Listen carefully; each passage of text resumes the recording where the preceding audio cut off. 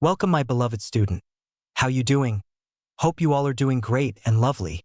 In this video, we are going to see what if Deku unleashed his true dark shadow technique. This is part 1, and for more amazing content, leave a like, share, and subscribe.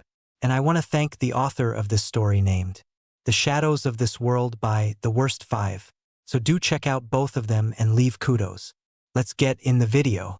Born into this world of amazing powers called Quirks Midoriya Izuku is overwhelmed with great interest in how these powers work and what you can do with them.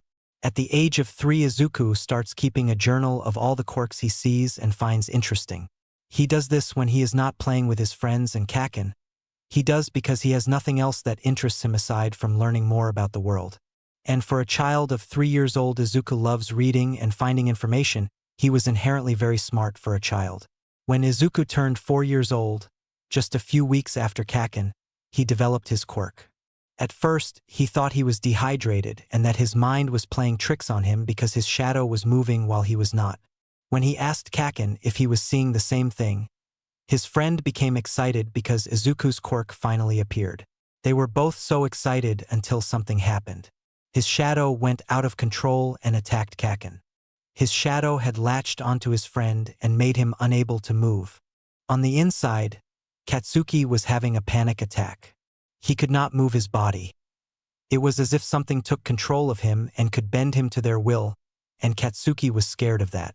On the outside, Katsuki was still as unmoving as a rock but still breathing. Eyes roaming, trying to find what was the cause of this. All he could see was the worried face of his friend, who was also panicking. And then Katsuki connected the dots. His friend was doing this to him.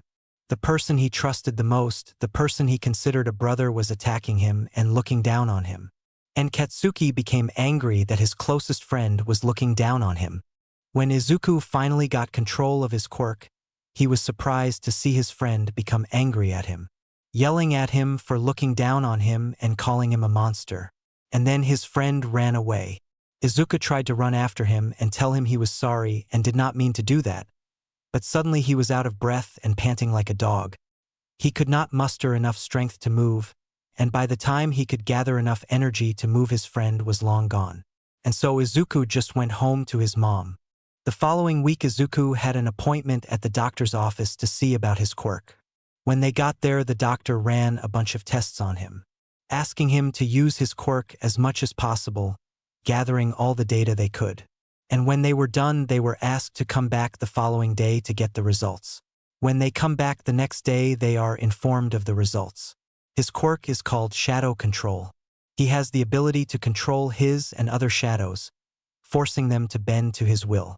The overuse of his quirk results in physical exhaustion. The limits can be extended by normal stamina training. At the end of the appointment, Izuku gains the courage to ask a question.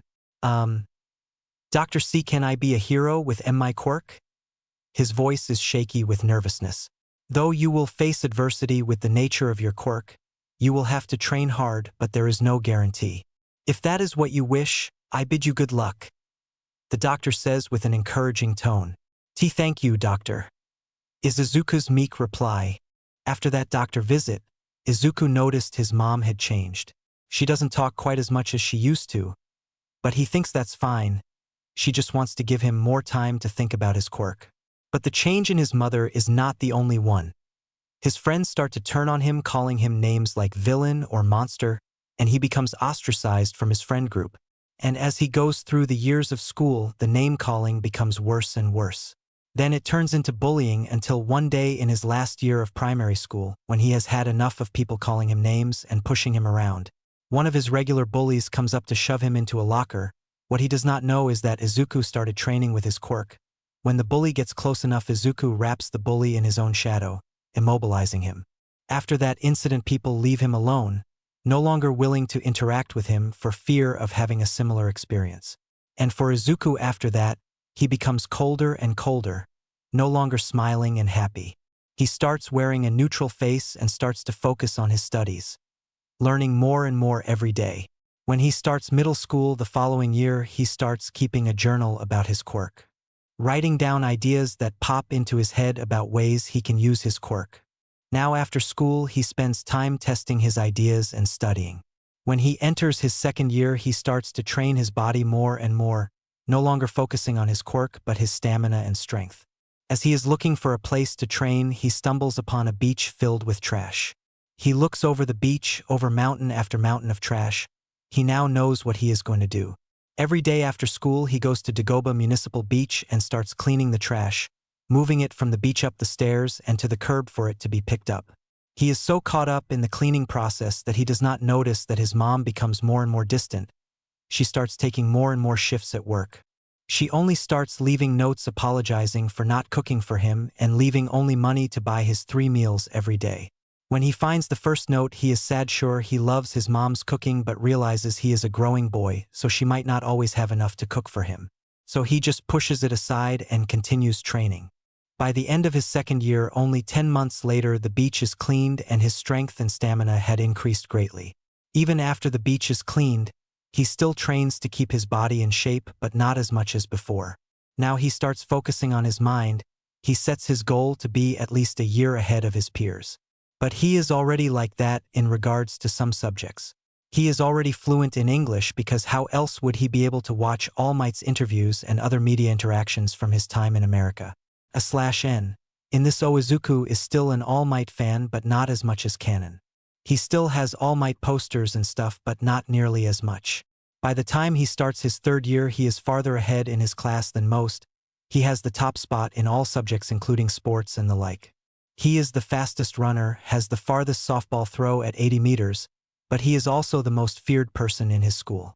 The only person who stands against him is his ex-childhood friend Bakugo, and they regularly get into verbal arguments about who is better or who will be the best. Izuku always wins because he uses words better than Bakugo, always making him fumble his words and falter in his comebacks. One day after school, his homeroom teacher calls for him to stay after school. That day after school, the teacher confronts him about his mental prowess. Midoriya-kun, what do you think of the classes this year? Izuku falters at the words of his teacher. The words were not expected. He was thinking he would get scolded for getting into an argument with Bakugo. They are pretty easy this year, to be honest, is the monotone reply he gives his teacher.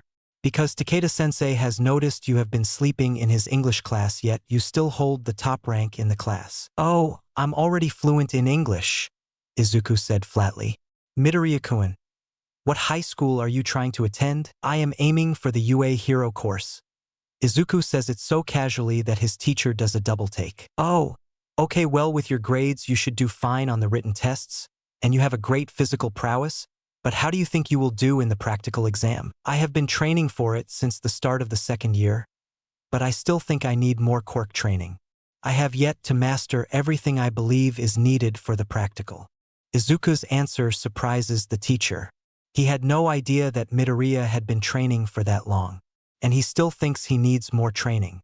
Well then, we have nothing left to discuss, and I will see you tomorrow then.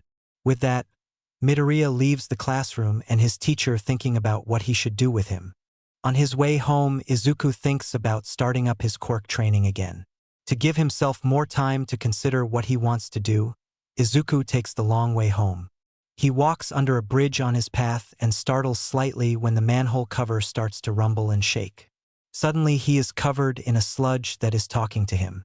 Oh, you have a nice body, I think I will be making you into a nice meat suit, comes a garbled voice. While he is being suffocated by the villain trying to take his body, Izuku thinks he needs a plan. After a few seconds of thinking, he decides the first step is he needs air. With all his might, he uses the shadow the bridge casts to create a cylinder. He covers his head in it like a helmet that reaches out of the sludge. He morphs the cylinder to create a breathing hole. As he finishes, his lungs are immediately filled with the precious oxygen he was craving. His next step is to capture the sludge villain, but suddenly the manhole cover rattles again, revealing the form of All Might with his signature smile on his face. Have no fear, citizen. Why? Because I am here, comes the signature line from the number 1 hero. No! Curses, it's All Might, comes the garbled voice of the villain. In a flash of wind, the villain is blown away and knocked unconscious. At the same time, Izuku also faints. When he awakens again, the number 1 hero has the villain contained in 2 large 2-liter bottles. When he sits up, the hero is signing his notebook with the villain loosely secured in his pockets. Shouldn't you secure the villain better than that, All Might? His question startles the number one hero. Ah, you are correct, young man. Thank you for pointing that out. That could have been bad, is All Might can say. And he quickly does a better job of securing the villain. By the way, young man, are you injured? All Might questions. No, I am okay. A little excited to meet the number one hero, but otherwise fine. Glad to hear it, young man. Now, before I go, I must ask your name and address so a police officer can later collect your statement after you have had time to calm down. Oh, sure.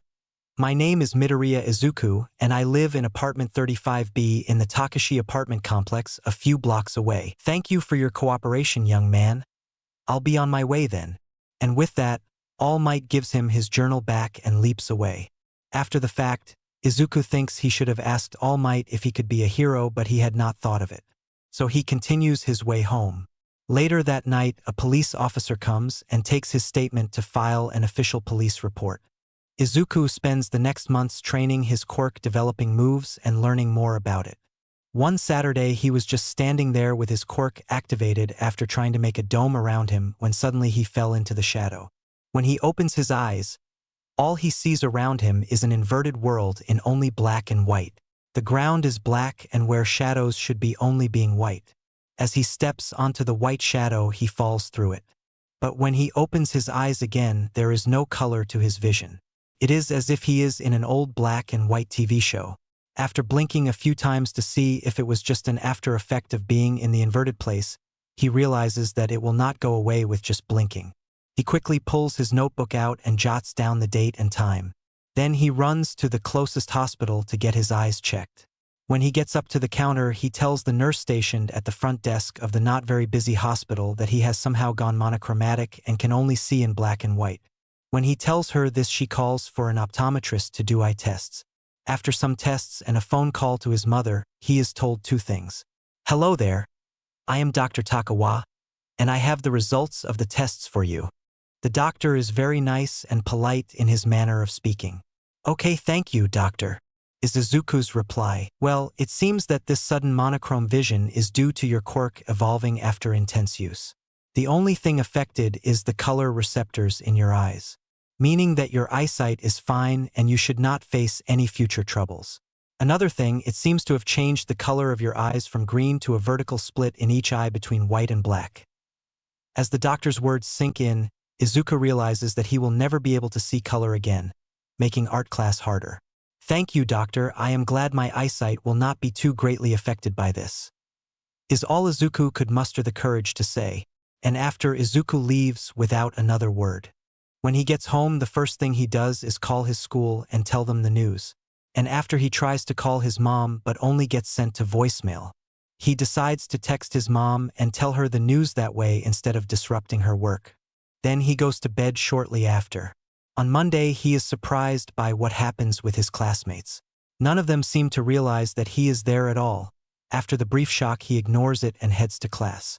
Later on, when the homeroom teacher has to help with an emergency and leaves the room in a rush, Bakugo stands and walks towards Izuku. Oi, nerd, what the fuck is wrong with your eyes? Bakugo demands. My quirk mutated and now my eyesight is monochromatic. Izuku responds without looking up from his books. What the hell does that mean, you damn nerd? Bakugo yells. It means I no longer can see color at all. Anything else? TCH, whatever, nerd, Bakugo says while walking away. Nothing else is said that day between the two. Though the teachers do give Izuku sorrowful looks when they walk in, they don't say anything about it. The next day, Izuku goes back to training his quirk and discovers something else. Now his quirk is sensitive to touch and can feel things even when Izuku cannot see the object. After the shock dies down because of this, Izuku goes back to creating moves, finally getting the hang of the shadow dome and the shadow travel.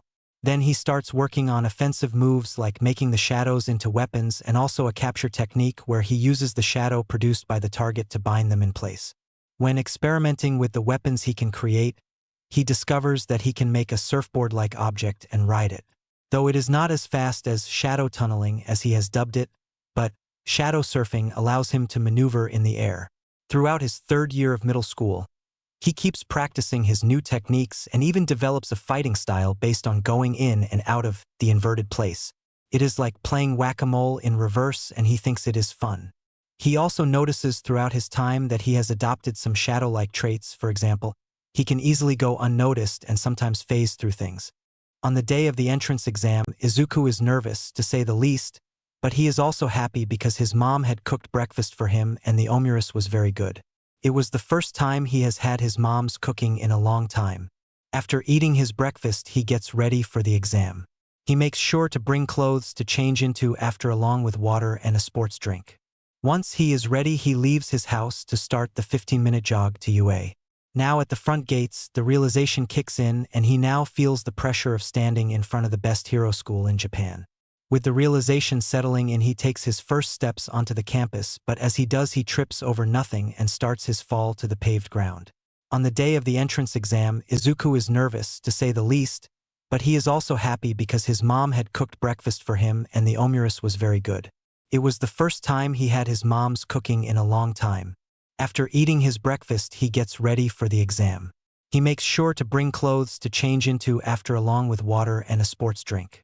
Once he is ready, he leaves his house to start the 15-minute jog to UA. Now at the front gates, the realization kicks in and he now feels the pressure of standing in front of the best hero school in Japan. With the realization settling in, he takes his first steps onto the campus, but as he does, he trips over nothing and starts his fall to the paved ground.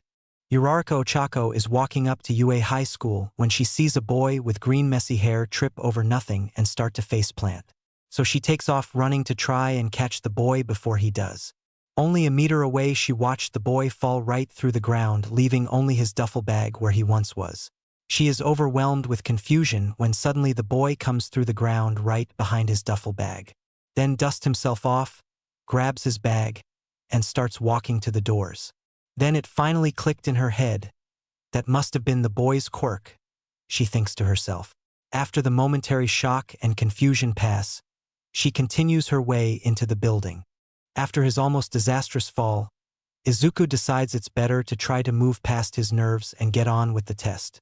So after dusting himself off and grabbing his duffel bag, he heads into the building for the upcoming exam. Once inside the giant doors leading into the building, he is directed to the written exam testing room. The room is already filled with thousands of students of all different uniforms from junior high schools from all across Japan. When he is bumped into by this tall boy with glasses, Izuku thinks that he might be in the way and should make his way to his seat.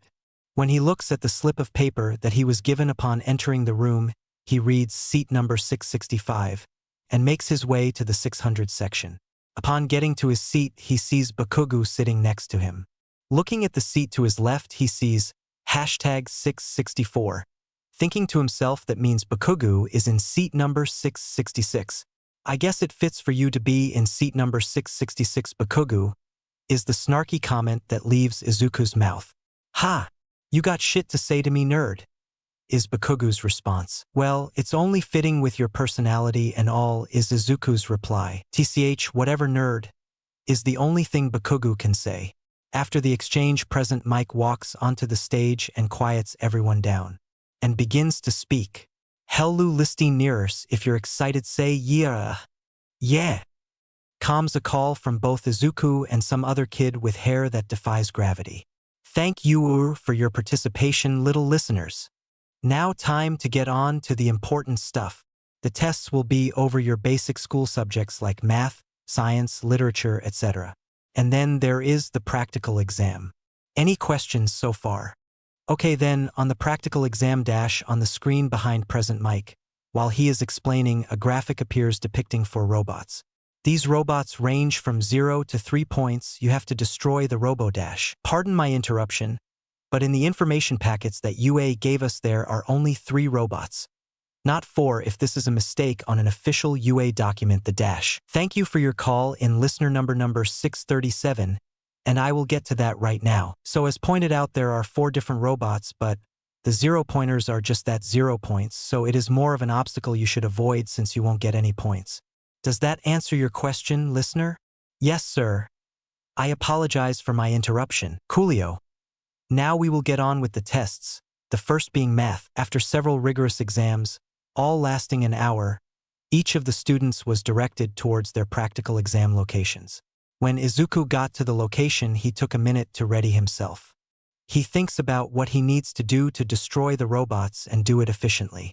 After another minute of thinking, he decides to alter his binding move and use it to crush the robots with their own shadow. Suddenly, a shout of "Go, go, go!" There are no countdowns in real fights from present Mike. And with that, Izuku took off into the mock city to find the folks' villains. As he was running around collecting points by crushing robots, not caring to keep a mental score, the ground starts to shake. Then there is this gigantic robot in the middle of the main street with a big 0 on its chest. Izuku decided to continue fighting the folks' villains as he made his way there. When he converged on the main street, he saw two things: a crowd of people running away and a girl trapped under a slab of concrete. Suddenly his legs were moving before he could think, and when he came to a stop by the girl, he used his shadow tunneling to extract the girl from the rubble, and using the giant 0-pointer shadow, he summoned all his remaining strength and stamina to grab a hold of the bot and stop it in its tracks while simultaneously pulling it apart one chunk at a time in until it stopped trying to advance. When the robot finally stopped moving, Izuku fell on his back, exhausted and breathing heavily. When he sees the girl he saved look at him, he simply says, "Hey, are you okay?" The girl sputters at the words just spoken to her. After being saved by the boy she watched fall through the ground, she is surprised when he asks her if SHE is okay.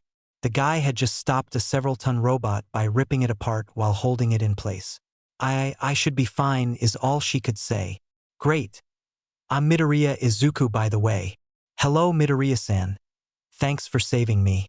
My name is Dash." She gets cut off by a loud alarm going off signaling that the exam has ended. "All students uninjured can go home for today. If you need healing, medical staff will be there to assist you shortly," comes present Mike over the loudspeakers. On cue, an old lady with a cane that looks like a syringe walks up to them. "Hello, dearies. Are you injured?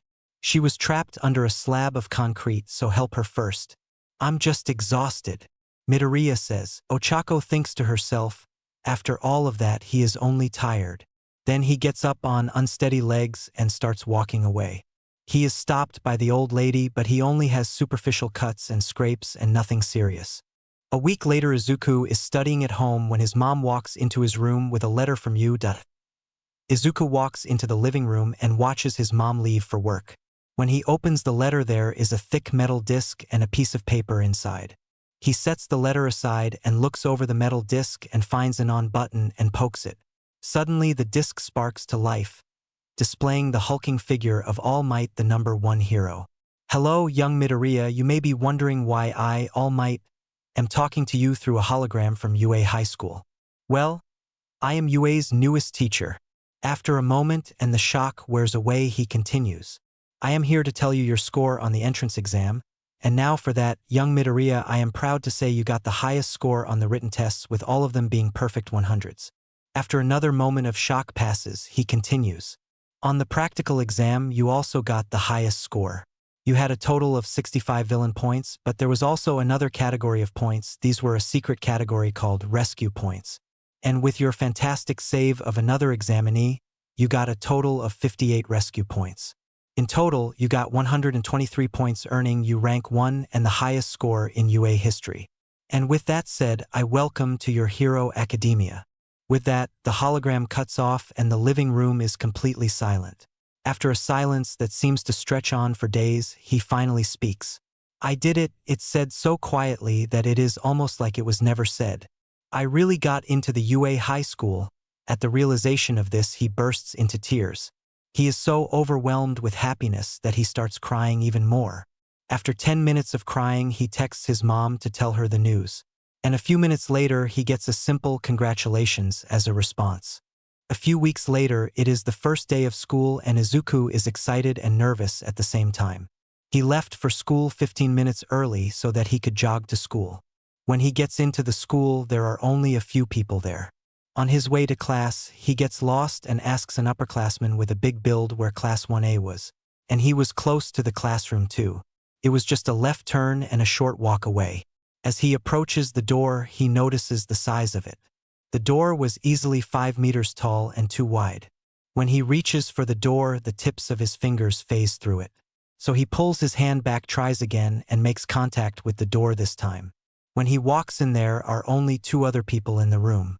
There was a tall boy wearing glasses and a boy with two-tone hair. Only the two-toned boy notices his entrance. The boy gives him solemn nod and goes back to the book he is reading. Izuku makes it most of the way to his seat before the door slams open with an explosion. Izuku, unbothered by it, continues to his seat. Once there, he puts his backpack on the hook on his desk and sits down. 10 minutes later, the classroom is filled with students talking with each other. There are a few lone students as well. Izuku is minding his own business when Bakugo, who is sitting in front of him, puts his feet on the desk and leans back. When his eyes lock with Izuku's, he yelps in surprise. "What, did you not notice I was here?" Izuku asks with a hint of surprise. "How the hell did you get there, nerd?" Bakugo yells. "I got here before you did. It's not my fault you're blind," is the bland response Izuku gives. "Wait, what? You were here the whole time?" comes from a girl with small horns on the top of her head. "Yeah, and?" Izuku asks. "Dude, how did nobody notice you?" A boy with a lightning bolt in his hair says. "Either you're blind or just don't look around," is the snarky comment. Just then the door opens, revealing a man with long dark hair and deep dark circles under his eyes. He walks up to the front of the room and says, "Get in your seats," just as blank as Izuku's first comment. The students quickly get to their seats.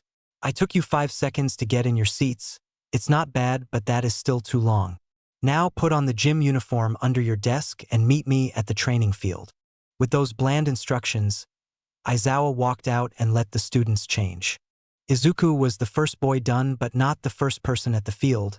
A girl with a high ponytail was the first student there. Soon the rest of the class filtered out to the field. Once out there, the students were quiet and waited for the teacher. "Today, you all will be taking a quirk apprehension test. These are the standard physical tests that you took in junior high, except you can use your quirks on them. Midoriya, what was your longest softball throw in junior high?" 80 meters, sir. Now, throw that ball and use your quirk to enhance your score. The only rule is that you have to stay in that circle," he says as he tosses a ball to him.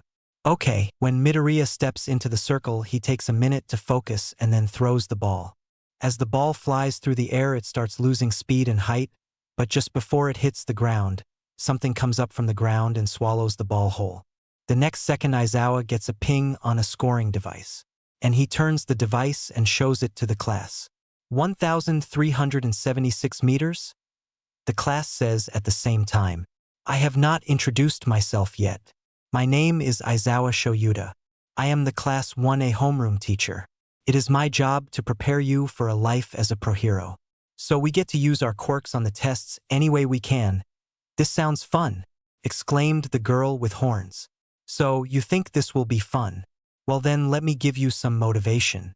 Whoever scores the lowest on the test will be expelled." "But that's not fair.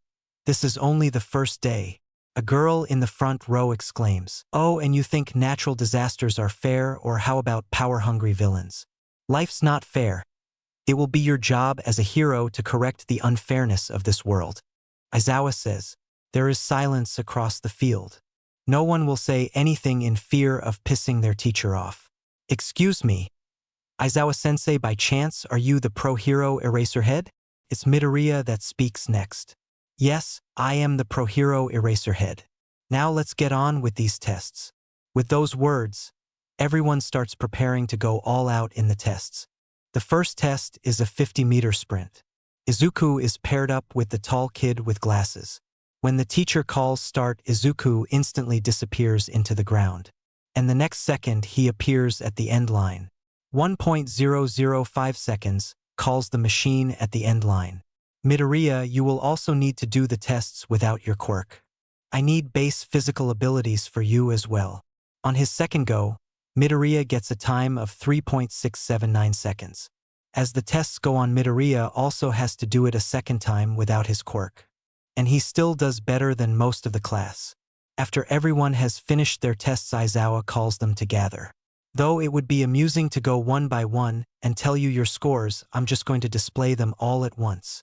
First place, Midoriya Izuku. Second place, Yaoyorozu Momo. Third place, Bakugo Katsuki 4th place, Ida Tenya 5th place, Todoroki Shudo 20th place, Mineta Minoru. The person in the last place is this short kid with purple balls for hair that did well on the repeated sidesteps but nothing else. And the kid was shaking and had tears in his eyes. As I said before, the last place is expelled, so everyone say goodbye to him. There is already a replacement for him which you will meet tomorrow. Now then, the syllabus is in the classroom, so go change, grab one, and go do whatever. You can go home if that's what you want. See you all tomorrow. With that, Aizawa left the field. Once everyone was in the classroom after the test, one kid spoke to everyone.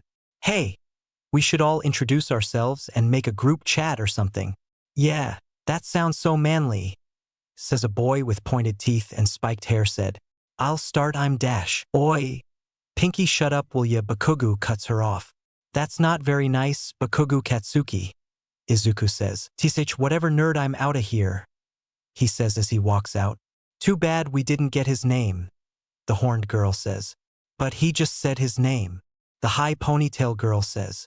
You're right, it was Bakugo Katsuki, right? Yeah, is all Izuku Midoriya says. Like I was saying, I'm Ishido Mina. Wait, how did you know that? The horned girl says. We went to the same middle school. And I'm Midoriya Izuku, and just some forewarning, I am monochromatic. What does that mean? I can't see color. It is because of my quirk. Also, why did he call you Pinky? Is it your hair? Not just my hair. My skin is pink too. Oh, my name is Kirishima Ijiro and my hair is red, the spiky-haired boy says. And now the whole class is calling out their name and hair or eye color. Once the whole class is done introducing themselves, they start to exchange numbers. Hey, do you know Bakugo's number? The question comes from Mina. No, I don't. We went to the same school, but we weren't friends or anything, Izuku says. Oh, too bad, he seems kinda cool, Kirishima says. Well, see you all tomorrow, Izuku says. After some more goodbyes, Izuku starts his way home. At the gate, he sees Todoroki looking at his phone as if it had somehow wronged him. After some more goodbyes, Izuku starts his way home. At the gate, he sees Todoroki looking at his phone like it has wronged him in some way. Todoroki, right? Izuku questions. Yes, that is me. What are you doing? You look kinda pissed. Oh, my father is getting on my nerves, Todoroki states. Well, if you don't want to go home, we can find an internet cafe and hang out, Izuku offers. That seems like a good way to avoid my father and make him angry. Let's do it. Why do you hate your father, if you don't mind me asking? Izuku asks while they start the walk to the cafe. My childhood was not the best, and it was because of my father. When my quirk first manifested, he started training me, he says with air quotes. And by training, he would just beat me until I could no longer stand up. As they continued to walk, they both shared the stories of their childhood. Midoriya talks about his absent father while Todoroki talks of his father treating him and his sibling badly, enough so that one ran away from home. Then the topic of quirks came up and Todoroki talked of his vow to never use his left side, while Izuku talked about how people either bullied him or were scared of him for his quirk. Wait, you control shadows? Todoroki inquires. Then how did you move through the ground? Oh, I fall through the shadows into the inverted place, as I call it, and then pop up from a different shadow. Izuku answers. That's an interesting way to use your quirk. Oh, we're here. Let's go inside and continue talking for a bit. Sure. They spend the next 3 hours talking to each other about small things like family, their previous lack of friends, and are now on a given name basis. The following day mostly goes without incident and they meet their new student. He is named Shinso Hitoshi. The only incident is in art class. Midnight asks why Midoriya did not color his drawing and only used a pencil to shade it. She is embarrassed when he tells her that he cannot see color and the last time he tried to color his drawing was given the worst grade. So he just sticks to pencil art. They also picked their class president that day and the person elected was Ida Tenya with Yaoyorozu Momo as the vice president. On the third day of school, they have their first hero exercise. I am here, entering through the door like a normal person, All Might says. At this, the class starts to freak out because they are being taught by the number 1 hero. Okay, young ladies and gentlemen, let's get started. Today's exercise is combat training. Today you will get to use the hero costumes that you submitted a design for before the start of the year. So grab your costume, get changed, and meet me at ground beta. With that, All Might opened the sliding cabinets and left to head to the training grounds. Izuku is the first person to get to ground beta, if only for the simple fact that his costume is a simple black jumpsuit, a tool belt, and a long forest green capture weapon. After a few minutes of waiting, other students start to appear. The first is Shinso, who is wearing similar attire to Izuku, but his capture weapon is purple-gray. When Shinso notices the similarities in their costumes, he approaches Izuku. "Hey, nice costume," Shinso starts. "Yeah, same to you. Who did you base yours off of?" Izuku inquires. "I based mine off of Eraserhead's design." Shinso answers. "Same, but the only reason I have the capture weapon is to tie people up. So I don't overuse my quirk," states blankly. "Yeah, I have mine because like him I have a non-physical quirk." In an equally blank tone. "Oh, cool, what's your quirk?" "Mine is shadow control," is the flat response Izuku gives. "My quirk is called brainwashing, it's a villain quirk." "Yeah, mine gets treated the same, but I believe that quirks are not inherently good or bad. It's the choices you make with that quirk which dictates whether you're good or bad," Izuku says. "I guess you're right about that. Well, see you around," Shinso says as he turns and leaves. After the rest of the class has appeared at the training grounds, All Might begins to speak. "They say the clothes make the pros, and you all certainly look like pros," he exclaimed. "Now, let me explain the exercise to you Zygotes. You will be participating in a mock 2-on-2 battle where the villain team will have to defend a bomb until time runs out or capture both heroes, while the heroes either have to capture the villains or secure the weapon by touching it.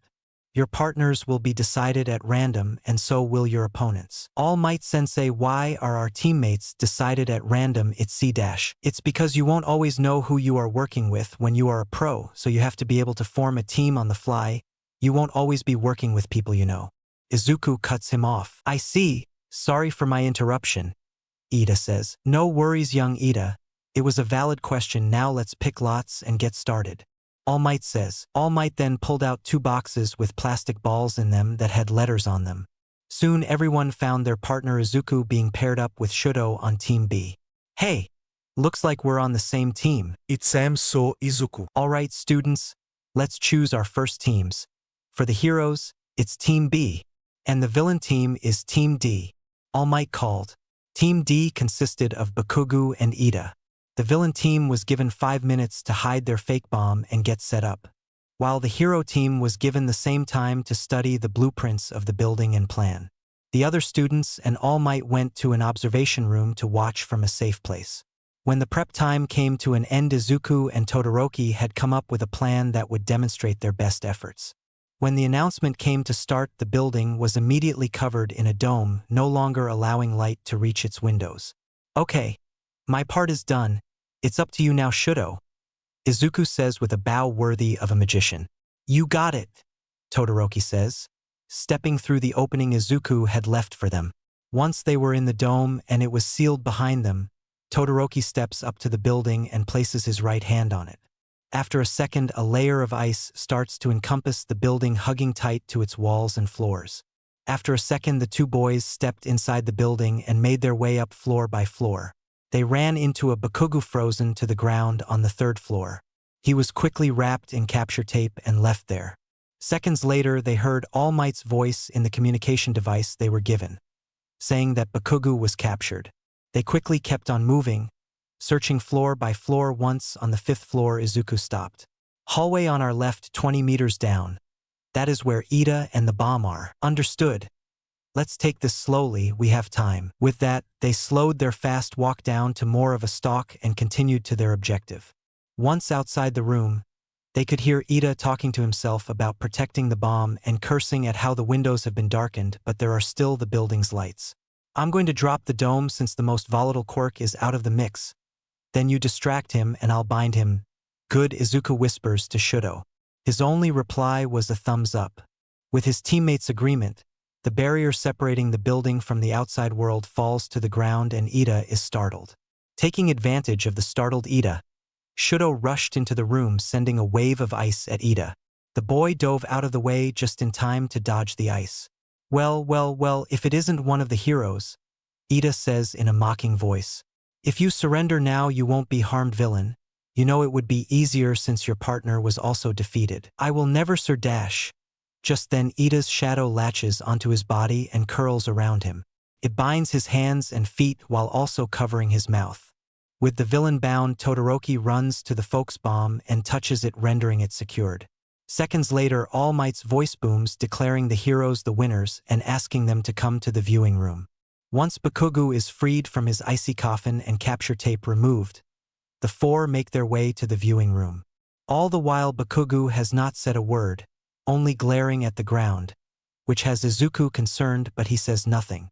Once in the viewing room, the heroes are congratulated for their overwhelming victory and outstanding performance.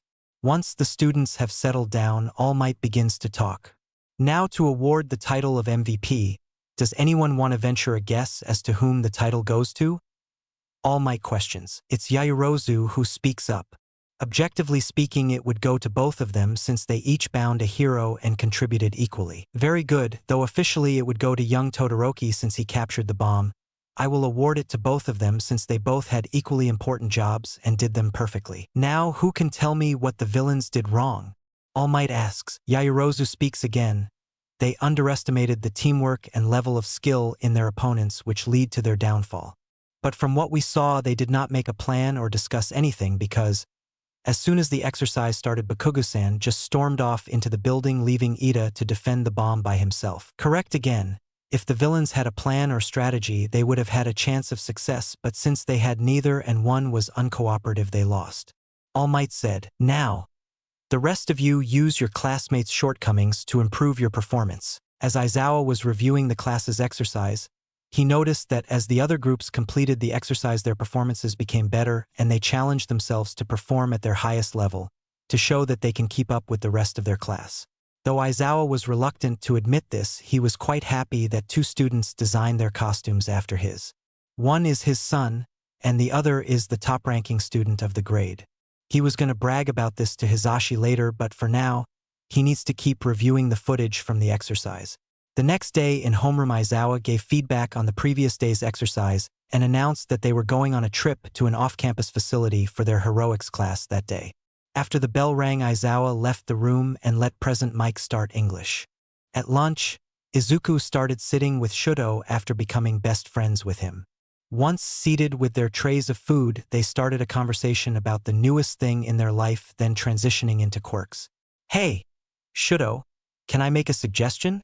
Izuku asks. Sure is the only response. How about instead of rejecting the fire part of your quirk, you just use it how you see fit? Why would I use my father's power when I can be a hero without it? Well, that's the thing, it's your quirk, your power, not his. So shouldn't you use it how you see fit? I understand where you are coming from on this matter, but I will need time to think about this. Okay. It was just a suggestion, food for thought, if you will. Just then, their classmate Shinso walks up to their table with a tray of food in hand. Hey, do you guys mind if I sit with you? He asks. Shudo and Izuku exchange a glance and then look at their classmate. Sure, we don't mind, Izuku replies. So Shinso takes the seat next to Izuku, who is across from Shudo. After a minute of awkward silence, the boys start chatting, talking about the small things, like what they think of All Might as a teacher and how Shudo and Izuku became friends over bonding about their familial troubles. Then, out of nowhere, there is an alarm going off and the other students around them start running towards the exit. The three boys are confused, so they just follow the crowd of people going to the cafeteria exit. The next thing they know, their class president is on top of the door frame shouting about how it was just the media that had gotten past the security gate. Once everyone was calmed down, they went back to class. Class 1A is with great difficulty being loaded onto the bus meant to take them to an off-campus training facility. Ida was the one who was guiding the 20 students onto the bus, though it was not the layout he was planning for. Got everyone settled. Once the students were settled, a low chatter began as the students talked to one another, and the topics of quirks came up. That reminds me, Karo, what is your quirk, Midoriya-chan? Sue, as she requested, she is called. My quirk is called Shadow Control. I have the ability to control the shadows produced by me and the other people and objects around me, Izuku states. Then how do you move through the ground? Kirishima asks. Well, Basically, I fall into the shadow and enter what I call the inverted place, where the world is upside down and I can choose which shadow I want to come out of. Wow, that's so cool. You have an amazing quirk Midoriya, while all I've got is just hardening my skin. Kirishima deflates as he talks. Nonsense, your quirk is great for both offense and defense, Kirishima, and it is very simple. Mine requires a lot of concentration to be able to use effectively. I mean, I've been training since my first year of junior high to get this good. Izuku says encouragingly. All right, enough chatter, we have arrived, so get off the bus. Aizawa states flatly. The students quickly made their way off the bus and followed their teacher into the building to meet the other teacher waiting for them. Aizawa told the students to wait by the entrance and went to talk to the other hero. Once he walked away, a low chatter washed over the class. A minute later, Aizawa returns with another teacher in a spacesuit. Hello, students. I am Pro Hero number 13. I would like to welcome you to the Unforeseen Simulation Joint, or USJ. This is a place I created to help you all develop your rescue skills while using your quirks. You should now have an understanding of how dangerous your quirks are with the combat exercise All Might had you participate in. Take my quirk, Black Hole, for example. I could easily use it to kill people, but instead, I chose to help people by becoming a rescue hero. Hey, are they a part of the training? Kirishima cuts in, pointing down at the villains appearing from a black portal in the central plaza. No, they are not. 13, protect the students while they evacuate. I'll stall them. Aizawa shouts. No. You can't handle that many people on your own. Shinso yells back. I'll be fine, kid. You can't be a pro with only one trick up your sleeve. Aizawa replies with a smirk. Just then Aizawa jumps down the stairs, capture weapon writhing around his head and shoulders. As he jumps away, the black mist appears in front of the entrance to the USJ. Hello, little heroes, we are the League of Villains. I hope you will excuse our intrusion on this haven of justice. Our only goal here today is to kill the symbol of peace, All Might. Do you know where he is? He was supposed to be here today based on the schedule we obtained. The Mist villain says, Students, stay behind me. 13 commands. But Bakugo and Kirishima still rush the villain anyway. As they attack, the Mist villain's body envelopes them and they disappear. Now the villain's body starts to cover all of the students. But with 13, Ida, and Shoji's quick reaction, they manage to pull some of the students away in time. When Izuku comes out of the misty portal, he is met with cold water. When he opens his eyes, he sees a shark-like villain approaching him with a murderous look in his eyes. The next thing he knows, Azui comes into view and kicks the villain out of the way so she can grab Izuku. Once she has gotten them onto the giant ship, he sees that Shinso is also there. Midoriya-chan, are you okay? Sue asks. Yeah. I'll be fine. I'm not hurt or anything. That's fine and all, but how are we going to get past all of them? Shinso demands, pointing at the villains gathered in the water in front of them. I'll handle them, is all Izuku says as he walks to the railing of the boat. Once all of the villains are in his sight, the shadows around them and the one on the water from the boat start to writhe. Then suddenly the villains are covered in a black layer and are unmoving. Next thing, they are flying through the air into the side of the boat. When they are no longer black people-like shapes, they are all unconscious. Wow, Karo, that was impressive. No wonder you're ranked number 1 in our class. Shinso says, all the while Izuku is a little out of breath. Yeah, now let's just get out of here, Izuku says, as his shadow expands into a large circle, and he puts a hand on each of his companions and disappears into it. When the three see the light of day once again, they are next to the central plaza watching Aizawa take down villain after villain barely dodging their attacks. They watch as this dance of death continues. They see another villain, the one standing beside the giant black monster, run at Aizawa just as he finishes off the last of the small fry. Behind you, Aizawa-sensei! The two cries come out at the same time, alerting Aizawa and the villain to their presence. But Aizawa takes their warning and turns around in time to parry an outstretched hand, then elbow the villain in the face. The villain reels back in pain but starts to monologue about how he figured out Aizawa's trick and how his creation called Nomu will be able to defeat All Might. When the creature's name is called, it looks at the villain with interest. Tamura Shigaraki, I have failed you. It seems one of the students has escaped to call for help. Kurojairi, if you were not our escape, I would turn you into dust. the villain Shigaraki says as he starts to viscerally scratch his neck. Well, since All Might isn't here, I guess we could kill a few of his students. Shigaraki hisses. Nomu, grab the hero, the villain commands. In the blink of an eye, Aizawa is face to face with Nomu, but he thinks to himself, its skin is darker than before, almost pitch black like a shadow.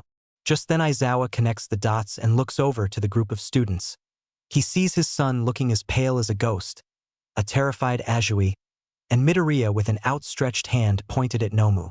Nomu, why aren't you moving? Shigaraki yells. The creature only lets out a strangled noise as if its throat was being blocked. Seconds later, the creature slumps in place, no longer standing as tall as it used to. Just then, the pitch-black layer slowly recedes from the monster. When it is finally all gone, the creature falls to the ground like a marionette doll with its strings cut. Nomu! Get up! Shigaraki demands, but the Nomu does not respond. It just continues to lay there unmoving. Nomu-, it's dead, Midoriya says, cutting Shigaraki off. I killed it, he finishes. Both Aizawa and Shigaraki look at Midoriya, one with eyes wide in shock, the other with a face that screams pure, undistilled rage. You what? Shigaraki screeches. It's dead. I suffocated it by closing its airways, suffocating it. Midoriya answers. You cheater. I didn't know that UA had a cheater like you. Shigaraki spits the last word out, dripping with venom. And then he charges at him, only making it 3 steps before he is covered in a pitch-black shadow. What is this? Why can't I move? He demands. Kurogyri, yes. Tamura Shigaraki, get us out of here. If All Might and the other pros show up while this cheater is around, we'll be caught for sure. I understand. Then let us go, Kurogyri says before opening a portal below Shigaraki and himself, teleporting away. Just then All Might and the other teachers burst through the door, ready for a fight that had just ended. Now confused, they see the injured 13 on the ground unconscious and Aizawa in the main plaza surrounded by unconscious villains and a group of students by the edge of the shipwreck zone. Soon after, the paramedics rush in to help the injured 13 and any of the wounded students, while the teachers start rounding up all the low-class thugs and criminals. Once the other heroes arrived, Izuku fell to his knees. Exhausted is a mild way to put how he feels. He feels the exhaustion deep in his bones and his muscles are screaming as if he had just run 7 triathlons in 5 minutes. His whole body hurts from his toes to the tips of his ears. Soon enough after the fall to the ground, Aizawa and a paramedic are right next to him. You okay, kid? The paramedic asks. Fine, no injuries, I'm just tear dash. He loses consciousness before he can finish. Once the other heroes arrived, Izuku fell to his knees. Exhausted is a mild way to put how he feels. He feels the exhaustion deep in his bones and his muscles are screaming as if he had just run 7 triathlons in 5 minutes. His whole body hurts from his toes to the tips of his ears. Soon enough after his fall to the ground, Aizawa and a paramedic are right next to him. You okay, kid? The paramedic asks. Fine, no injuries, I'm just tear dash. He loses consciousness before he can finish. When Izuku next wakes up, he is in a hospital room with an 4 tube coming out of his arm. When he tries to sit up, 2 hands are gently placed on his shoulders. Whoa, calm down, problem child. A gruff voice chides. Where am I? Izuku asks. You're at Muzutafu General. What? Why? You were involved in a villain attack, remember? When the words leave Aizawa's mouth, Izuku's eyes blow wide open with recognition. Are the others okay? No one was hurt, right? Izuku asks in a panic. The students are fine, problem child, and that's all thanks to you. Without your help, the others could have been hurt or worse, killed. And, in all reality, you saved my life too. Aizawa says. I didn't do much, but I'm glad everyone is okay. Izuku says. We'll touch on those statements later, but for now we need to talk about getting you home. We have not been able to get in contact with your mom. Do you know where she is? Aizawa inquires. She is probably at work. She is there a lot recently. Hell, the last time I saw her was when she gave me my UA acceptance letter. Izuku says with a distant look in his eyes. What do you mean? The letters went out weeks ago. Our schedules don't work well together. When did this start? I don't know, during my 2nd year of junior high. But even then I was either training at Dagoba Beach or studying in my room. So we never really talked a lot then. Why were you at Dagoba Beach? That place was filled with mountains of trash? That was my training. I cleaned the beach, Izuku said blandly. Wait, you're saying you cleaned that entire beach by yourself in your second year of junior high? Aizawa said. Yeah. Cleaning that beach was a bitch and a half, to say the least. Language, Aizawa said. English, if you want, Izuku said in perfect English with no accent. All right, I'm gonna get a nurse, just stay there, Aizawa said, very obviously done with the conversation. Okay, Izuku said as Aizawa walked out of the room, only to return with a doctor. Hello. Izuku, I'm Dr. Takanisha. Hello, Dr. Izuku replies. So I'm just going to check on your vitals, and if those are all clear, we'll take the 4 out, and as soon as a guardian comes to get you, you can go home. Thanks, Doc. No problem. After a few minutes, the doctor gives him the all clear and takes the 4 out, and puts a bandage over the puncture point and takes his leave. Come on, kid, I'm taking you home, Aizawa says. Izuku gives him a confused look. Why? Because it seems like your mom won't pick up the phone, and it's better if I do it now than have you wait until she does. Aizawa says back in his neutral tone. Oh, okay, he says meekly. On their way to Izuku's apartment, Aizawa informs him that school will start again on Monday, giving the students a 3-day weekend. Once they arrived at Izuku's apartment, he thanked his teacher for driving him home and says goodbye. When Shoyuta got home that evening, he was both very angry and very worried. So much so that when he went to close the door of his apartment, he had slammed it. When he did, yelps could be heard from the kitchen and living room, and the 4 cats all scrambled in different directions. Then a man with long blonde hair stuck his head out of the kitchen entrance. The man was both angry at his husband and concerned for whoever made him this angry. Sho! What the fuck, Hisashi said. Shit! I didn't mean to do that, he said with an apologetic look on his face. Let it be known that he may be a hard ass on his students, but he is as soft as a cloud around his family. First, you need to calm down, then we can talk about whatever that was. Fine, he said as he walked into the living room. Sorry, about that, Hitoshi. I didn't mean to slam the door. Are you okay? Yeah, I'm fine. So what happened? You were supposed to come home when Midoriya's mom got to the hospital, right?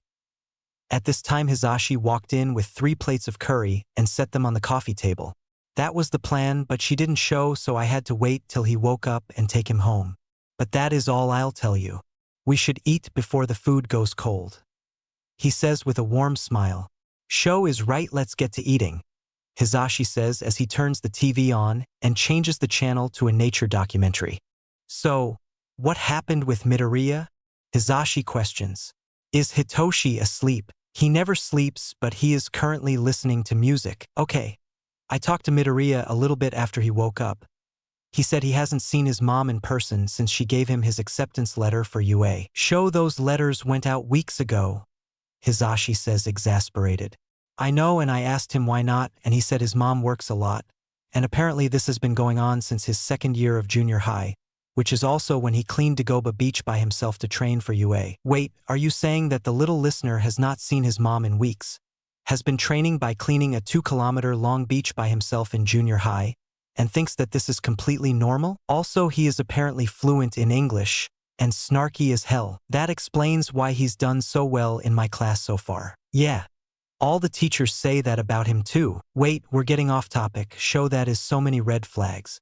Why had his junior high not report this? Well, for one look at his quirk, people would most definitely consider it villainous too. He was the star student. The best grades in his class, is most athletic too. A strong quirk. If they had found out about his home situation and reported it, the change would drastically impact him. He would lose all the free time he spent training and studying to trying to acclimate to his new home. And there is no telling if what happened to Hitoshi would have happened to him. It would have just been better for him and the school to leave him be. Aizawa finishes. Well, we're going to have to do something. We can't just leave him all alone. Yes, but it will have to wait. You know what's coming up? I know it would be better to do it sooner rather than later, but this is a very important upcoming event. I know, but we can still start the process. We can let Nedzu know now so that he can be prepared for it. Yeah, that can be done. I'll let him know during our next meeting. When Monday rolls around and Izuku gets into class, he tries to be as quiet as possible. The group chat had blown up over the weekend. Everybody was worried about him, and multiple times he had to send them selfies to prove that. He did make one mistake in sending one while he was training at the beach. The sun setting in the background and him shirtless made the group chat explode about how manly he was, or being a total slab of meat, as Mina put it. Needless to say, the photo became the topic of discussion for the rest of that night. So he opted to be stealthy when walking into class. Luckily, nobody noticed him until he got to his seat. Midoriya, I am glad to see you at school today, Ida says, drawing all the attention to him. Soon enough, he was surrounded by his classmates, all asking if he really was okay, and Mina even grabbed his arm to feel his muscles, which made the others also start grabbing him until he disappeared into his shadow, leaving behind his bag. When he appeared again, he was behind Shuto, who stayed at his seat. Just then Aizawa walked in. Get to your seats, we have stuff to talk about. In a flash, all seats were filled and not a word was said. Good. Now your fight is not over yet. The UA Sports Festival is coming up in 2 weeks and you all need to prepare for it. Wait. Sensei, is it really a good idea to still have the sports festival after the attack? Personally, I disagreed with the idea, but this is UA's way of showing that a villain attack won't slow us down. And for this event, they have asked a lot of hero agencies to work together on security for the event, Aizawa says. With that, the bell rings, and Aizawa leaves as Present Mike enters to start English. Midoriya, I have a question for you. Present Mike calls in English. Yes, sir, what did you need? He responds in English as well, and perfect English at that. Trader Midoriya says in realization. So that little bit of info was true. Present Mike says, speaking Japanese again. Guess what, little listener? He continues. I get more difficult work, he says meekly. You're a smart one, ain't ya? Hit the nail right on the head. As the 2 weeks go by, the students of Class 1A train like never before, pushing themselves to improve more and more, never stopping or slowing down, only moving forward at full speed. 2 days before the sports festival, when classes are dismissed for the day, Kirishima and Shiro go to leave and open the door, and the hallway just in front of the door is filled with students from all classes. Whoa, why are all of you here? Kirishima exclaims. You should know, as students of UA, it is not acceptable to crowd the hallways or exits. I must ask you all to move. Ida scolds. They're here to scope out the competition, so now that you've gotten your look, move out the way, you extras. Bakugo exclaims. What makes you so much better than us, huh? A student in the crowd says. If you have something to say extra, step up and say it to my face, he growls. I said, what makes you so much better than us? The student says, pushing his way through to the front of the crowd. Monoma Nito, Class 1B, quirk, copy. His quirk allows him to copy the quirks of the people he touches. He can only copy 3 quirks at a time, only lasting 5 minutes each. Izuku cuts in. While most of our class had been training for the sports festival, I decided it would be better to have information on my opponents. He continues, I know the quirks and limitations of everyone in Class B and all of those that I deemed a threat from the other classes, which, being honest, was not a lot. He finishes. When he looks at the boy at the front of the crowd, his eyes show fear. What? Got nothing to say, Manama? He questions. Then move, it's said with a tone that leaves no room to argue. And as he steps to walk through the crowd, it splits down the middle, making a path for him. The following day, nothing of interest happens. Only a determined Uraraka is the biggest concern. And even then, Izuku is not bothered by the determination. He only fuels it with words of encouragement, which would be unusual for him to do for others, but it was entertaining to watch. As the first day of the sports festival starts, Class 1A can hear the crowd going crazy out in the stands, even before the students walk onto the field in the stadium. In their waiting room, the students are preparing themselves for their big day. Some of them are doing their best to control their nerves, while others are just trying to push the inevitable to the back of their minds. Izuku is in the former group. He, Shuto, and Hitoshi are talking in their own little corner of the room when Bakugo walks up to them with a scowl on his face. Oi, nerd, just so you know, I'm gonna win this thing no matter what. So don't stand in my way, he declares. Try if you can, Bakugo, is the reply. Ha! Are you looking down on me? Bakugo yells. Take it as you will, I don't care. Izuku responds blandly. Bakugo isn't your only opponent. Izuku Todoroki cuts in. That is in fact true, Midoriya-san, Ida says. With a sigh, Izuku stands and responds, no matter who you are and what you think you are capable of, there is always somebody better than you. It doesn't matter if it's just Bakugo or the whole school. If you plan on beating me, you better come at me with only your absolute best. Otherwise, you will fall at my feet before you realize it. At the end of his monologue, Izuku starts to walk to the door. Seconds later, President Mike asks the students to start making their way to the field. And soon the rest of the class follows behind him. Hello, ladies and gentlemen. Welcome to the first day of the UA Sports Festival. President Mike greets. Now let's meet our participating classes. First up is the Class 1A Hero course. These are the kids who survived a villain attack on their 4th day of school. Next is Class 1B, also Hero course. Even though they didn't get much spotlight like their partner class, these kids have just as much determination. Following them are the General Studies classes C, D, and E. And then we have the support courses F, G, and H. And last but not least is the business courses I, J, K, and L. Now that the students are here, I'll pass the mic to my colleague and this year's umpire Midnight. Thanks, Mike. So now, we will have our first-year representative, Midoriya Izuku, who now holds the record for highest entrance exam score, to give the pledge. With that, Izuku made his way up to the stage and to the mic for his speech. Come win or lose, we all tried our best, but being realistic, there is always someone better than you. Whether it's the number 1 hero, or just some random person you have never met, we should all give our best effort to aim for the top. No matter who you are, what quirk you have, or where you come from, we as a people should always strive to be the best person we can be. Be it by helping Oba-san across the road or saving someone from a burning building, we all should strive to be our best and aim to be number 1. With those final words, Izuku leaves the stage and the crowd goes wild. Cheering and whistling, the noise doesn't stop until Izuku joins his class once again. Now, with that inspiring speech, let's find out what our first event is. Midnight exclaims.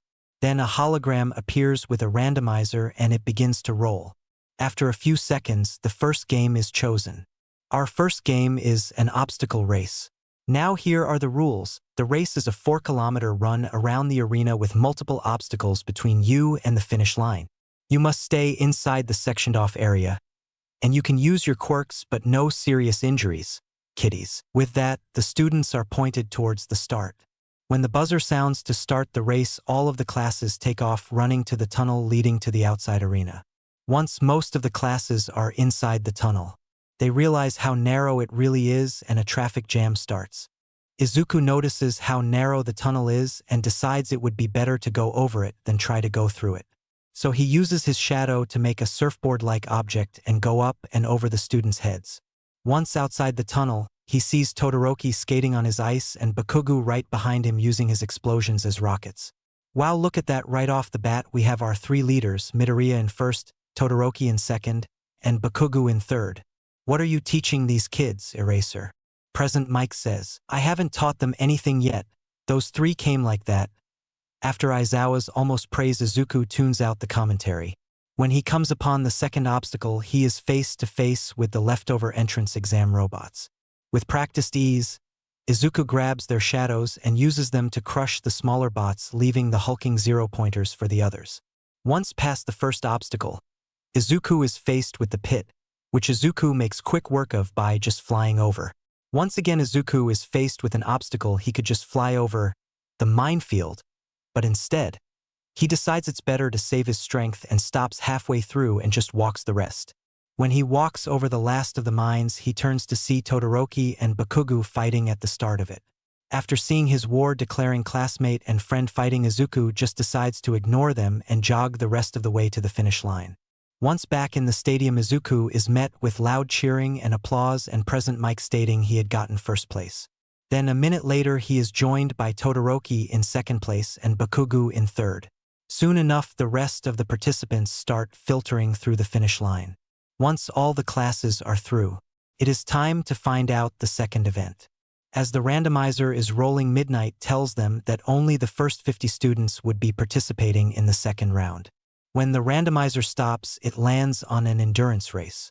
In the race, your placement does not matter and only the 16 students remaining will move on to the third round.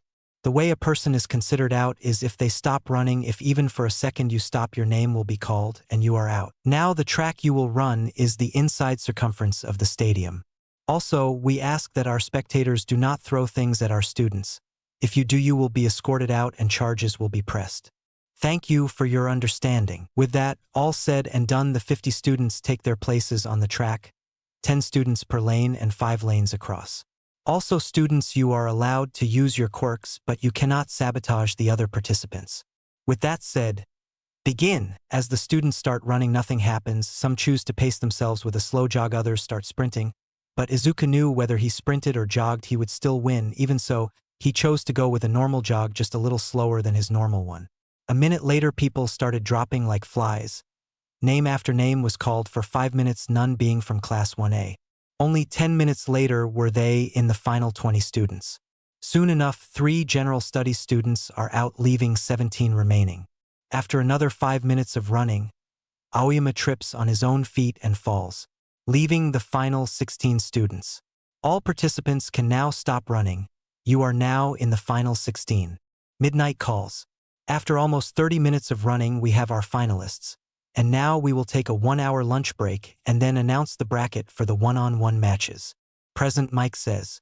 True to their word, an hour later, all 16 finalists were gathered on the field to find out their opponents. Thanks for tuning back in, listeners. We are finally back from our lunch break. So let's find out our final bracket for this year. As he says that the bracket appears on the giant screen in the arena. Midoriya versus Monoma, Todoroki versus Shiro, Shiozaki versus Kaminari, Ida versus Hatsumei, Mina versus Shinso, Yaoyorozu versus Tokoyami, Tetsutetsu versus Kirishima, Uraraka versus Bakugo. Ha! Who's Uraraka? Wow, Bakugo. Can't even be bothered to learn your classmates' names. Izuku snarks. What, I know who she is, Bakugo says. Okay then, there are 5 girls in the bracket and I'll give you 2 hints. 1. She is in our class, and 2 ONL-. I don't need your help, stupid nerd. Bakugo cuts him off. It's Ponytail, Bakugo says confidently. My name is Yaoyorozu, she cuts in. Oopsies. Guess you don't know your classmates' names. But at least you guessed a person in our class. Whatever, so it's round face, I'm outta here, he says as he stomps off. Midoriya-san, that was not very nice. Yaoyorozu scolds. I know. I'm just letting him know his faults by speaking his language, Izuku says. That is still not nice, so don't do it again or I'll have Ida lecture you. She threatens. You got, he says while making a lazy 2-finger salute as he walks off. When Izuku is called to go down to the arena for his first match, he is kinda nervous but overall calm. He knows he can beat Monoma, but he is about to put his quirk on blast for the whole world to see, and he is kinda nervous about that. And entering from the west is Midoriya Izuku, the first place winner for the first round and least affected by the endurance run. And from the east is Monoma Nito, one of 3 competitors from Class 1B. Any thoughts on how this will turn out, Eraser? This match will go one of 2 ways. Either Midoriya will give Monoma a chance to win or he will incapacitate him immediately. In my opinion, he will go with the latter. Aizawa deadpants. So are you saying the match is decided by how nice Midoriya is feeling? That is correct. I've seen this kid in action and by far he is the strongest in the class. Well, let's see how this goes, shall we? Hisashi exclaims. Ready, fight, midnight calls. Izuku charges Monoma with 2 long pitch-black sticks in each of his hands. Once in striking distance, he swings his right hand at Monoma's legs and his left at his torso.